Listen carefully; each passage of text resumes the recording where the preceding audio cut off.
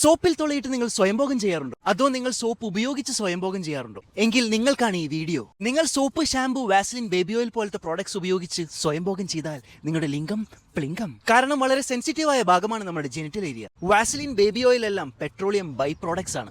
അതുപോലെ തന്നെ soap, shampoo എല്ലാം ഹൈലി കെമിക്കൽസ് ആണ്. നമ്മുടെ ജെനിറ്റൽ ഏരിയയുടെ pH ലെവലിനേക്കാൾ കൂടുതലാണ് നോർമൽ സോപ്പ്, ഷാംപൂ എന്നിവയുടെ pH ലെവൽ.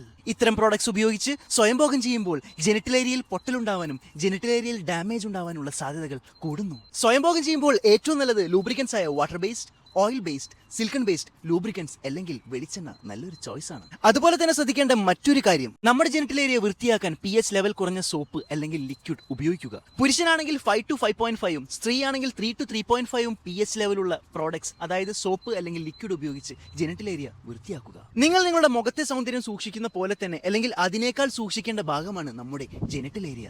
കണ്ണി കണ്ടതെല്ലാം വലിച്ചു വരുത്തിച്ച് ജനനേന്ദ്രിയം അടിച്ചു പോവാതെ നോക്കൂ Malayali.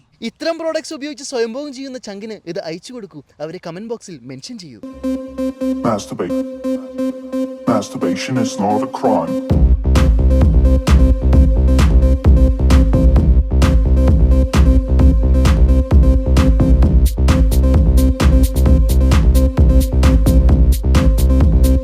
Masturbation is not a crime.